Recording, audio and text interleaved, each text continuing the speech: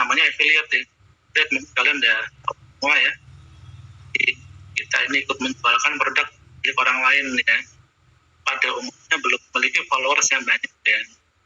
Tetapi sekarang kita bisa lihat artis ya juga sudah kan jual produk juga ya. Mereka memanfaatkan popularitas mereka ya. Istilahnya mereka turun gunung, mana ini mungkin ladangnya orang-orang yang UMKM ya, karena mereka masa ini bisa digarap ya, mereka juga ya nggak pakai apa ya, gengsinya mereka singkirkan, yang penting penjualannya bisa lebih naik gitu. Jadi dengan reseller ya, kalau reseller itu mungkin kita beli dulu, kita nyetok dulu, baru kita jualkan. Tapi kalau affiliate kita hanya sekedar mempromosikan ya, step-nya dia langsung ke produk. Oke, nextnya kita ke sosmed spesialis ya.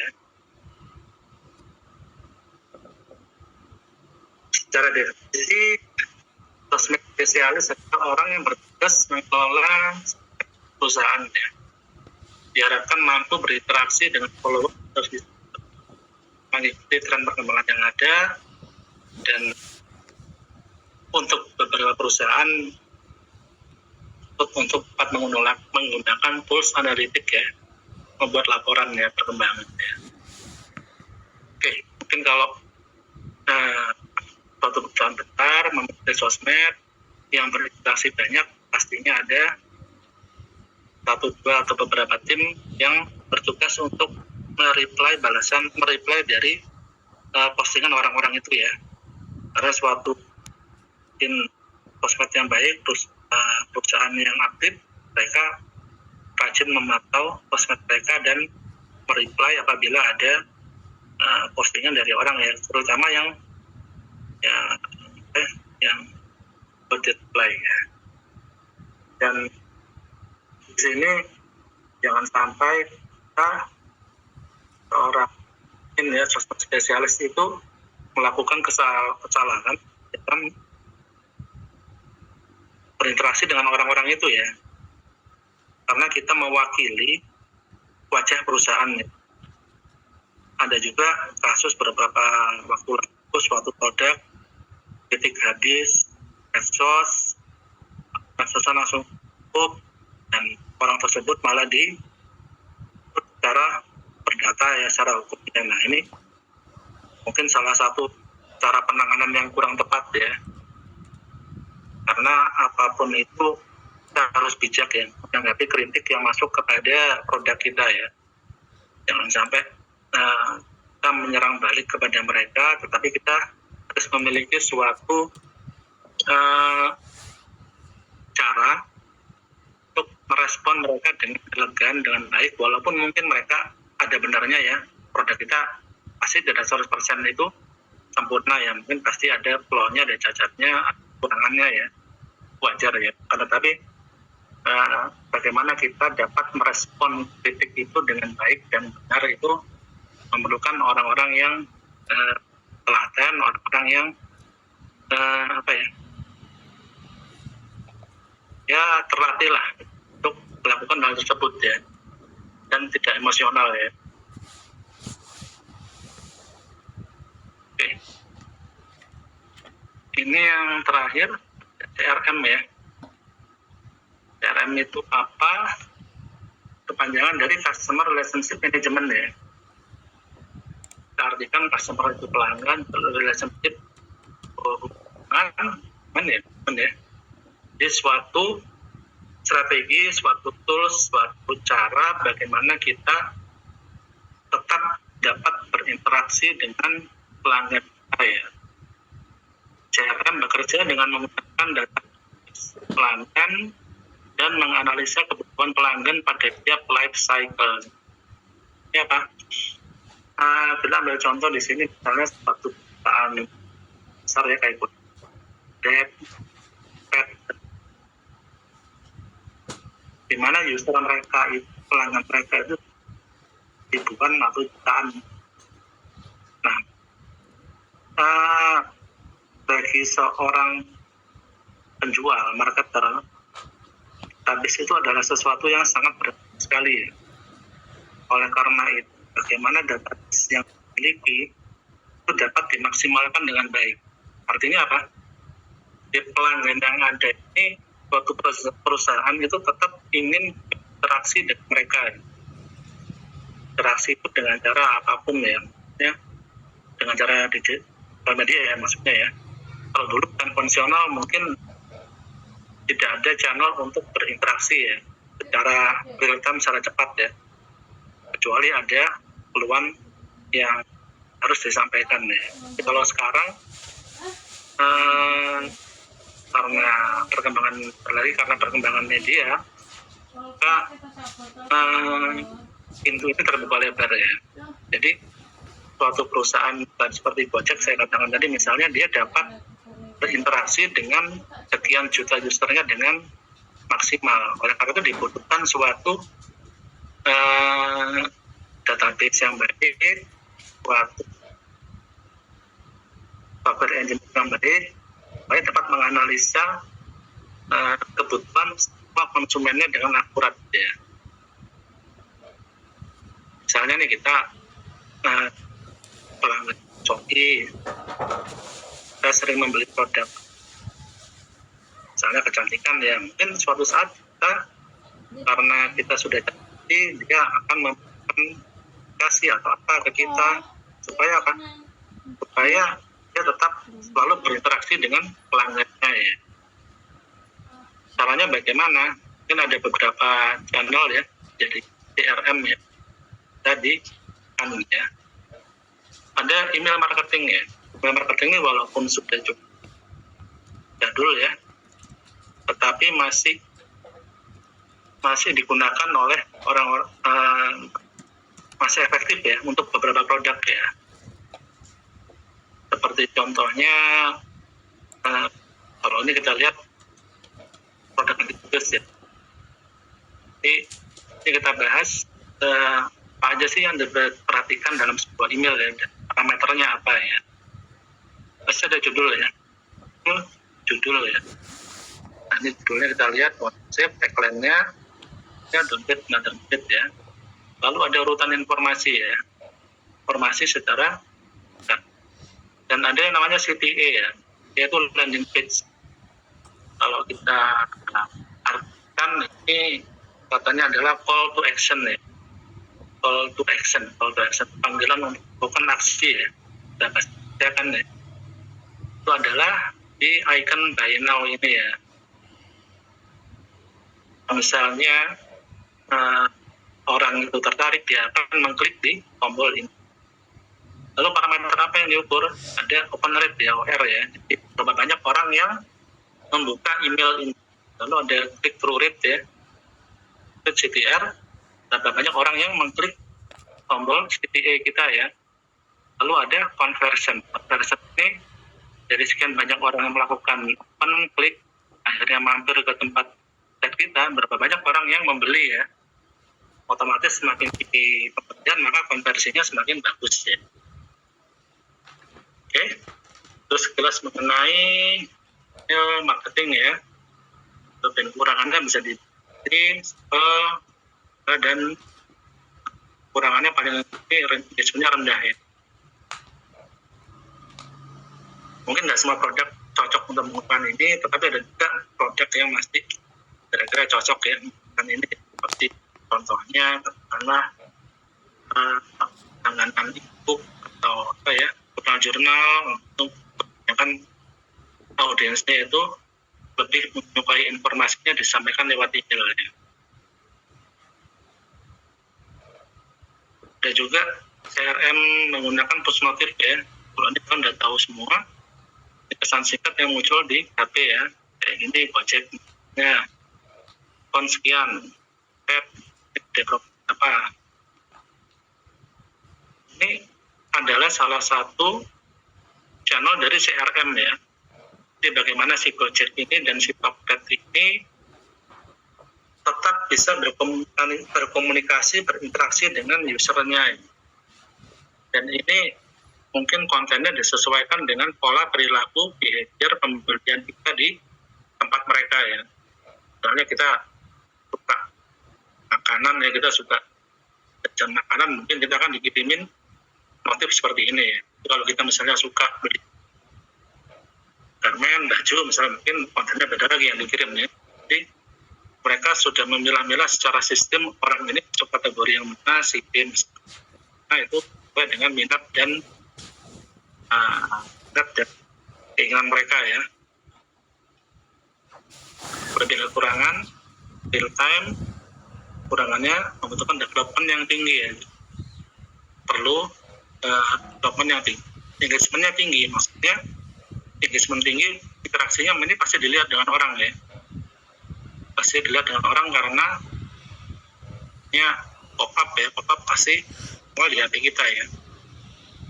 Kekurangannya kedua, uangnya sedikit ya, jadi hanya terbatas di beberapa karakter aja ya. Kelebihannya lagi tidak memerlukan desain yang banyak, hanya dan aja ya, yang menarik dan dapat singkat. Kekurangannya yang terakhir, kan punya, kalau dia nggak punya aplikasi pasti nggak bisa pop up notif ya. Sekarang mungkin kalau kita perhatikan juga bisa ya, salah satu kekurangan juga ya. Ya kalau kita kan yang luar juga ya.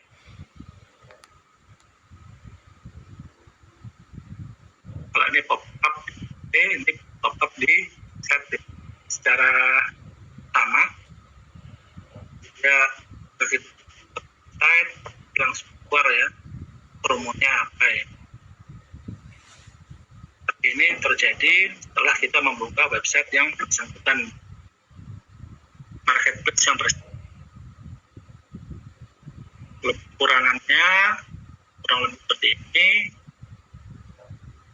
dan hanya akan muncul jika buka aplikasi atau website. Kita buka aplikasi pet atau Steam, akan muncul pop-up notifnya ya. Ini pasti muncul ya, karena kita membuka itu ya, membuka aplikasi atau membuka website pasti dengan pop-up ini bisa kita perhatikan ya. Kalau ini nggak bisa ya.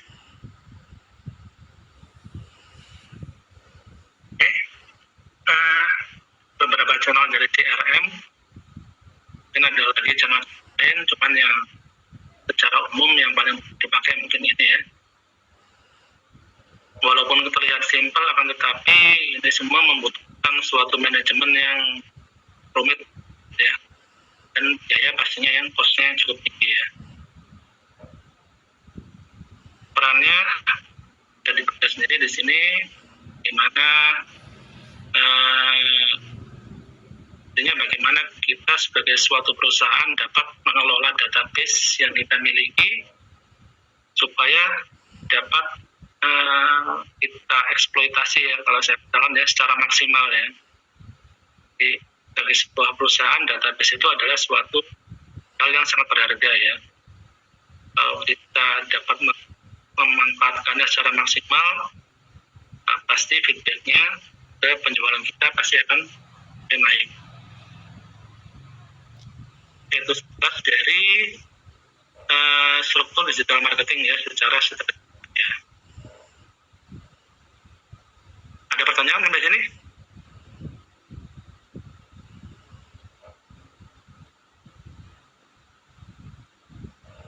Oh, enggak, saya lanjut dulu ya. Belum ada, Pak. Oke, tadi kita mengulas dampak positif semua ya. Sekarang secara singkat, semua yang positif mungkin ada yang negatifnya ya. Ada juga negatifnya kalau kita bisa lihat sekarang, mungkin ini yang paling atas dulu ya, di pabrik atau dari produsen, belum era digital pasti ke wholesaler ya, atau distributor ya, baru ke retail, baru ke end user ya. Jadi kalau sekarang kita bisa melihat bahwa semua pabrik atau semua produsen itu mulai menawarkan produknya secara langsung ke end user ya. Dan ini menghapus mata rantai yang ada di tengah-tengah ya. Ini bisa dikatakan dampak negatif atau ya tergantung persepsi tiap orang ya. Ini mengharuskan banyak orang untuk cari yang pekerjaan yang baru ya, atau adaptasi. Dan salah satu dampaknya ya, seperti kita lihat jalan tol ya. Jalan tol menghubungkan Jakarta dengan Surabaya misalnya. 12 jam bisa pakai ya. Tetapi dampak negatifnya mungkin pedagang-pedagang kecil yang ada di Papua, yang ada di yang bisa dilewati oleh orang-orang itu sekarang ya, karena orang-orang sudah lewat jalan tol semua ya. Jadi seperti dampak negatif dan ada dampak positifnya ya. Oke, ini kita bahas secara singkat beberapa tools ya dalam marketing yang bisa membantu kita menganalitik konten, web, Trello, HubSpot ya. Sebenarnya ada banyak ya, kan kita bahas ambil satu aja. Kalau Google Analytics mungkin ada kalian yang sudah pernah familiar, jadi ini gunanya apa? Ini kalau kita punya website ya, kita bisa mengetahui siapa aja yang pernah berkunjung ke website kita, berapa banyak, dari mana, mengunjungi halaman apa. Data-data ini sekali lagi mungkin bagi kita dalam menentukan strategi pemasaran kita ke depan ya. Jadi kita mengetahui, kita mensurvei kira-kira keinginan orang itu, keinginan user kita, keinginan calon customer kita itu seperti apa ya. Oke. Ini kelas Google Analytics ya. Lalu ada juga similar web ya. Mungkin ada banyak website seperti ini salah satunya ya. Ini buat apa? Ini merankingkan suatu website yang ada di suatu negara ya. Mungkin kalau kita bisa lihat contohnya yang di screen ini kanal berita di Indonesia ya. Jadi kanal berita di Indonesia kan ada beberapa ya, Pas, 6, Republika dan seterusnya ya. Jadi kita bisa melihat monthly visit mereka berapa, rank mereka berapa, dan sebagainya ya, data-data lain ya. Gunanya apa? Misalnya nih kita bekerja di suatu perusahaan dan kita sudah program kita, dan ini kita mau pelan deh di kanal berita ya. Oke, kita cari penawaran di beberapa website kanal berita. Setelah kita dapatkan, maka kita harus bisa mengevaluasi ya, kira-kira harga yang mereka tawarkan dengan kinerja mereka itu sudah oke, apa sudah fit, atau mungkin kebetulan. Nah ya, misalnya kita pasangkan di kompas.com, pastinya dia lebih mahal ya ketimbang di merdeka.com ya. Jangan sampai kebalik ya, ternyata kita masang di sini lebih mahal ketimbang masangnya di ranking 1 ya. Nah ini supaya kita nggak beli kucing dalam karung ya. Analoginya seperti itu. Oke, kita lanjut. Ada Google Trend ya. Dan nanti bisa dicoba-coba sendiri ya. Nah, tren itu bagaimana. Jadi ini untuk mengetahui tren yang sedang berlaku di suatu daerah ya. Dan negara bisa daerah. Jangan di negara kalau ini ya. Kalian kita ketik Jakarta ya. Maka akan muncul daerah-daerah yang banyak mencari kata kunci tersebut ya, dalam suatu kurun waktu ya. Bisa kita lihat dan 3 bulan, hari, jam, tahun. Gunanya apa? Nah, gunanya mungkin gini ya. Kalau kita memiliki suatu brand sudah cukup terkenal mungkin ya, kita bisa mengklik mencari tahu mengenai diri kita banyak dicari di daerah mana sih yang paling tinggi. Orang banyak interest itu terhadap produk kita itu ada di mana orang-orang itu, di Jawa Timur, di Surabaya, atau di Banten.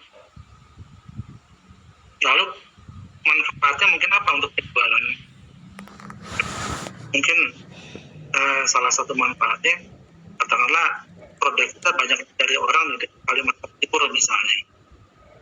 Itu setelah kita ketik kata kuncinya, mungkin Kalimantan Timur ada di daerah, ada di nomor 3 misalnya. Nah, tetapi penjualan kita di sana ternyata kurang bagus. Nah, padahal orang banyak mencari tahu, orang banyak membrowsing kan kata kunci nama produk kita di sana. Mungkin beberapa hal yang bisa kita perbaiki ya. Ya mungkin distribusi barang kita di sana kurang maksimal ya. Ya orang kesulitan untuk mencari misalnya itu mungkin produk ya, misalnya suatu produk sabun mandi misalnya, kita memunculkan campaign kita di banyak, di TV pun juga banyak, dan hasilnya banyak orang yang mencari ya, banyak orang yang sekedar mengertikan kata kunci ya produk ini, dia pengen tahu ya, tapi mungkin dia di daerah itu kesulitan untuk mencari karena ya di sana kurang bagus, dalam artian dia waktu ke toko dia cari ternyata nggak ada di sana. Ini mungkin adalah salah satu hal yang bisa kita ambil manfaatnya ya, akan tren deh. Itu sekelas tren. Ini mungkin terakhir saya dari seluruh kegiatan yang kita lakukan dari awal sampai akhir ya. Tujuan pertama kita adalah untuk menciptakan traffic ya. Menciptakan traffic itu dalam artian bagaimana bisa kita kita itu banyak diikuti oleh orang ya, oleh user ya. Nah, setelah orang-orang itu banyak berkunjung ke toko kita, lalu diharapkan adanya konversi ya. Konversi ini adalah rasio dari berapa banyak orang yang berkunjung dan berapa orang yang melakukan penjualan secara aktual ya. Bukan hanya orang setelah mereka aware terhadap terhadap brand kita, atau mereka invest, mereka mampir ke toko kita, yang melihat mereka nggak jadi beli ya. Mungkin suatu hal yang kita sayangkan ya, karena kita untuk itu kita harus semakin supaya orang itu dapat jadi set kita dapat dengan ya, dapat di silang tangan depan ya. Yang ketiga adalah relationship ya, yang terakhir ya CRM, mana kita memanage hubungan kita dengan user kita itu dengan baik, supaya apa? Supaya mereka kembali lagi ke fase pertama ya, traffic ya. Nah, kita ya dikasih ini bagaimana caranya tetap terjadi berulang-ulang. Oke, kurang lebih secara singkat adalah ini marketing ya. Kan ada yang mau ditanya saya ke penugasan.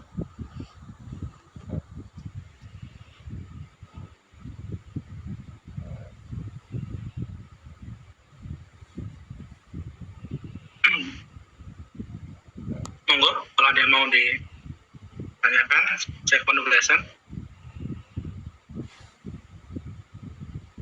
Silakan teman-teman, jika ada yang mau ditanyakan, karena setelah ini kita masuk kepada sesi penugasan. Untuk materinya sudah disampaikan semua. Oke, kalau belum ada, mungkin saya lanjut lagi ke penugasan. Jadi diharapkan nanti sebelum uji, kalian di rumah, rekan-rekan semua sudah bisa membuat model bisnis digital retail ya. Jadi bukanlah produk barang atau jasa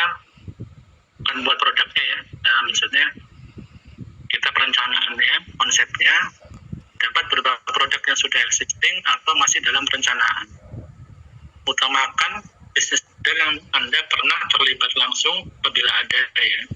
Bila nggak ada, ya silakan pakai masih konsep yang sudah ada di pasaran. Nanti saya kasih contohnya ya. Lengkapi dengan variabel deskripsi produk, analisis SKT, segmentasi data tujuan, target audience, dan buatkan pula campaign promosi cara digitalnya di mana dan tujuannya ya. Kan mengenai platform media digital yang dipergunakan.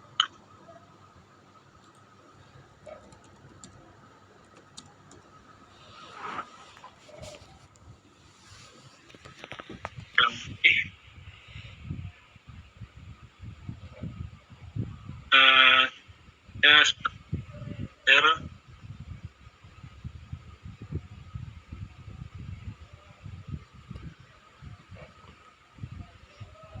Contohnya.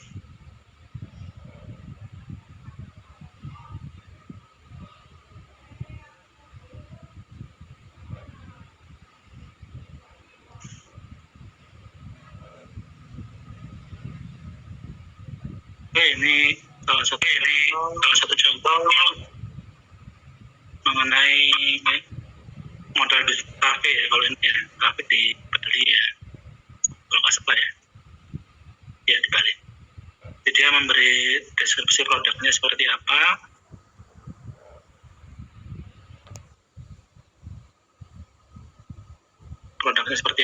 menunya kayak gimana, SWOT-nya apa, target audience-nya, seperti bagaimana, campaign-nya kayak gimana ya. Bayarnya contohnya ya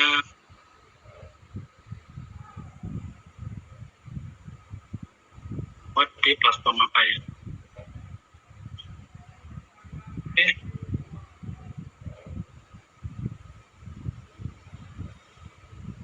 Ini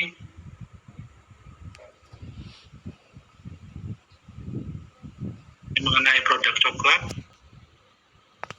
kita beri deskripsi mengenai perusahaannya kalau ada, coklatnya seperti apa, produknya, SWOT-nya apa, ya. Kalau ada insight-nya nggak apa-apa, kalau nggak ada juga kalau insight ya. Yang ada target audiensnya dan campaign-nya kayak gimana ya.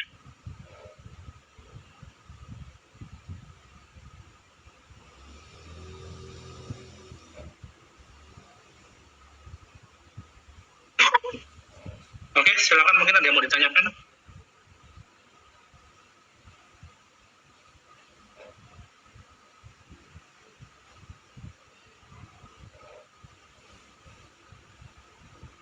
Nanti ini di print ya, berupa hard copy ya, bahwa pada saat uji kompetensi nanti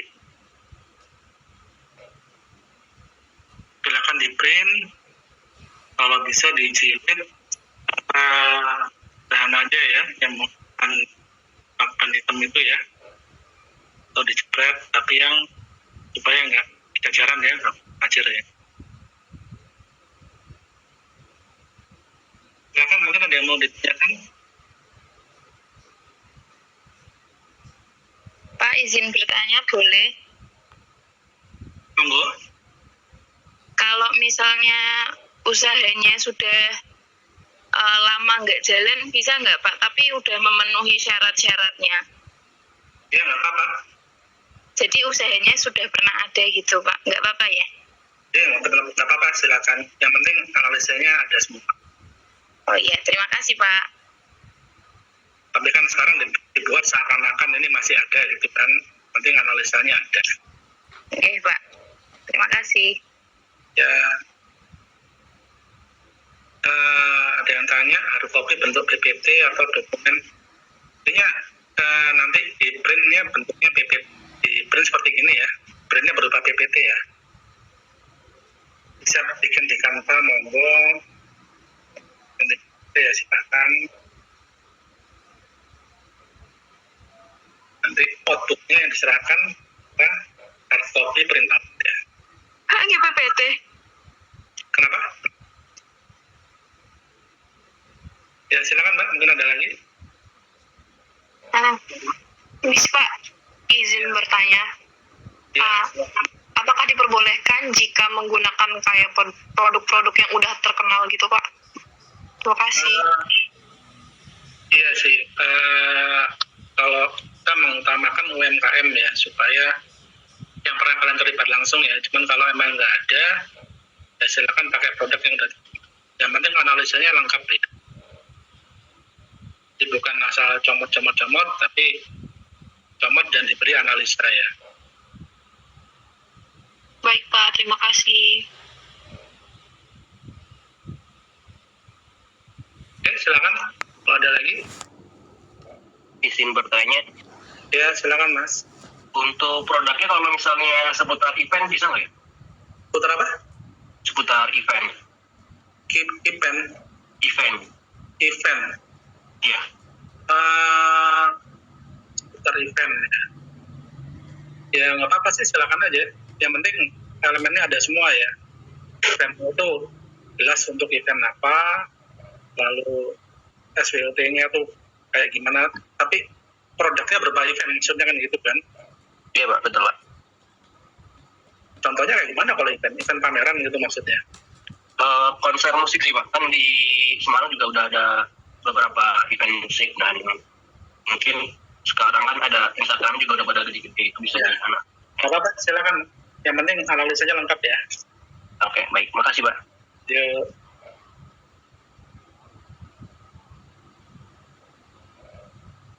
Ada lagi mungkin?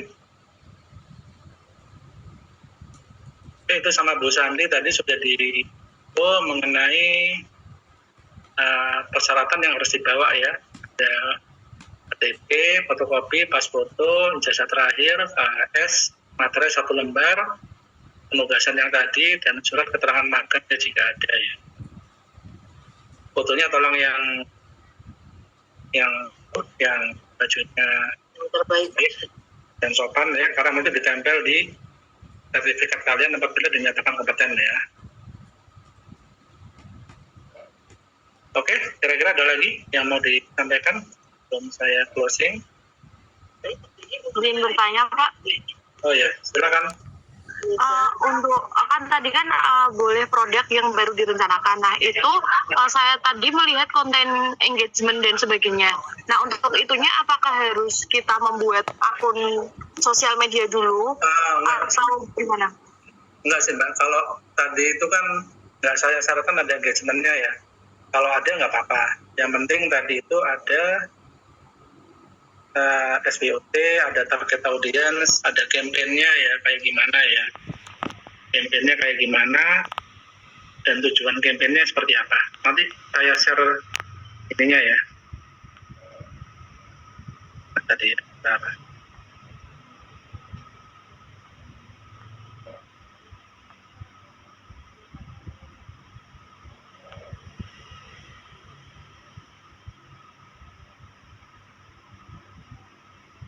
Yang penting ada elemen-elemen ini ya.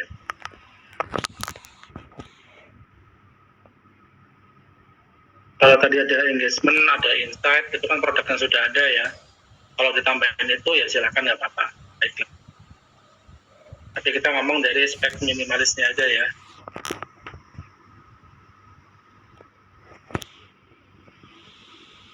Oke, sudah cukup jelas kira-kira? Nanti untuk PPT-nya dan contoh-contohnya ada beberapa, kita share lewat panitia. Mohon izin bertanya Pak, Ya, silakan. tadi syaratnya itu kan salah satunya ada fotokopi ijazah terakhir ya Pak? KHS terakhir sih kayaknya soalnya. Ini ada fotokopi KTP, pas foto 3x4 background merah, fotokopi ijazah terakhir, Oh ya, fotokopi ijazah terakhir. KHS. Pak, mohon izin, ijazah terakhir saya SMA hilang, Pak. Fotokopinya nggak ada, Mbak? Nggak ada, Pak. Ini saya lagi ngurus untuk duplikatnya, tapi Nggak belum. apa-apa. Yang penting ada KHS-nya kan? KHS itu, Ya kartu transkrip nilai kalian tuh. transkripnya ya ada, Pak. Berarti nggak apa-apa ya, Pak? Nggak ada fotokopi, nggak ada ijazah terakhirnya. Nggak apa-apa, yang penting masih ada transkripnya kan? Ya, ada, Pak. Ya, oke. Makasih, Pak. Oke, kalau tidak ada lagi, saya tutup sampai sini. Sedikit feedback dari saya. Semoga bermanfaat. Mohon maaf apabila ada salah kata dan kekurangan. Semoga nanti pada saat uji kompetensi kalian semua rekan-rekan UNES dapat mengikuti mulai dari awal sampai dengan akhir dengan baik, dengan keadaan yang sehat walafiat semua, dan dapat dinyatakan dengan kompetensi. Mungkin itu yang dapat saya sampaikan. Kurang lebihnya saya mohon maaf. Saya kembalikan lagi ke Bu Santi. Assalamualaikum warahmatullahi wabarakatuh. Waalaikumsalam warahmatullahi wabarakatuh. Ya, Salam terus. Pak Dedi atas pemaparannya yang cukup detail, dan teman-teman tadi sudah diberi kesempatan ya untuk diskusi tanya jawab. Kemudian dalam waktu beberapa hari ke depan, semoga teman-teman bisa mengerjakan tugas yang diminta, yang nantinya akan di observe ya oleh asesor, dan nanti sistem ujiannya adalah satu orang asesi atau mahasiswa akan diuji oleh satu orang asesor. Jadi one to one seperti itu, dan datanya adalah rahasia antara pihak asesor LSP dengan PNSP.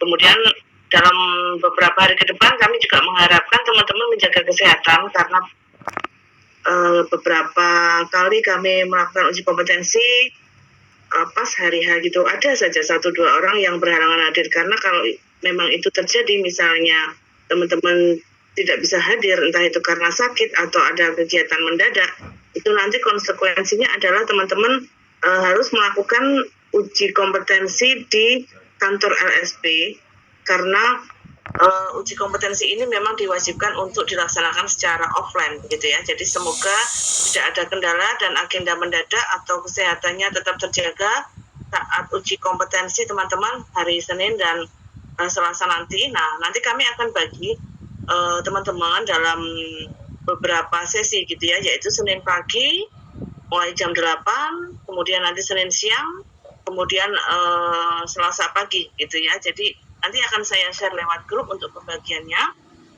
Kemudian ruangannya saya informasikan adalah di C3, di gedung C3, ruang 224 dan 225. Nanti akan kami share juga di grup ya. Jadi nanti di situ akan hadir 4 asesor kurang lebih, kemudian akan menempatkan diri di 2 ruangan tersebut. Nah, teman-teman cukup hadir 1 kali saja saat sesi yang ditentukan begitu ya, jadi tidak perlu full hadir 2 hari, namun sesuai dengan jadwalnya saja. Kemudian perlengkapannya tadi jangan lupa untuk semuanya harus disiapkan dalam bentuk hard copy, jangan sampai ada yang ketinggalan. Kemudian ada lagi adalah alat tulis gitu ya. Alat tulis kadang-kadang biasanya nanti kan di dalam sesi awal kita akan mengisi form APL 1-2 dan lain-lain. Kemudian kadang-kadang ada yang pulpennya habis gitu ya. Jadi saya menemui hal-hal yang kadang-kadang tidak terduga. Nah, sehingga teman-teman sebisa mungkin di backup ya keperluannya sendiri-sendiri begitu ya. Baik, ada lagi yang mau ditanyakan teman-teman sebelum kita tutup acara pada malam hari ini? Sudah cukup ya kira-kira ya. Nanti baik, ini ada yang bertanya, Mas Sahrul, untuk membawa laptop atau tidak nanti akan kami informasikan di dalam grup ya Mas ya. Kami akan berkoordinasi dengan asesor.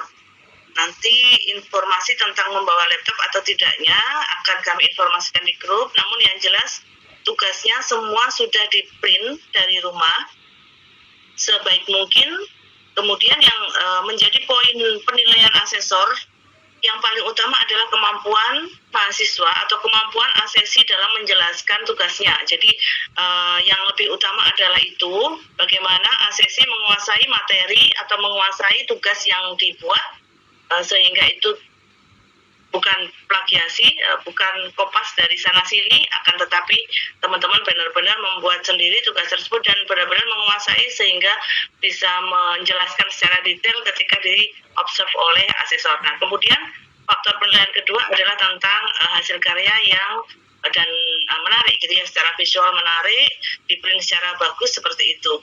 Jadi sebisa mungkin ujian kali ini bisa teman-teman mempersiapkan secara optimal sebaik mungkin. Kemudian untuk dress code-nya seperti dress code kuliah ya, bebas rapi. Kemudian yang lain lagi adalah informasi teknis nanti akan kita share ya di grup seperti itu. Ada lagi yang mau ditanyakan? Baik ya. Kami pikir beberapa hari ke depan, nah cuman ini, besok itu adalah hari terakhir aktif minggu ini ya, hari Rabu. Jadi Kamis, Jumat, Sabtu adalah sudah libur teman-teman. Jadi sebisa mungkin misalnya ada yang perlu dipersiapkan melalui atau misalnya data-data dari kampus ya, misalnya dari KHS atau persiapan yang terkait dengan kampus, bisa diselesaikan besok karena Kamis dan seterusnya adalah libur dan kebetulan langsung kita ketemu di hari Senin untuk waktu ujian begitu ya. Baik, jika memang sudah cukup ya teman-teman memahami untuk materi kita pada malam hari ini, kita bisa akhiri kegiatan kita. Semoga bermanfaat untuk kita semua. Amin ya rabbal alamin, dan mohon maaf jika ada kekurangan ataupun hal-hal yang kurang berkenan. Kita akhiri ke pertemuan kita pada malam hari ini. Sekian dari kami. Selamat malam dan wassalamualaikum warahmatullahi wabarakatuh. Waalaikumsalam warahmatullahi wabarakatuh. Terima kasih Bu. Ya, terima kasih. Semoga sukses. Terima kasih. Amin. Amin. Silakan. Silvi. Silakan. Beteng.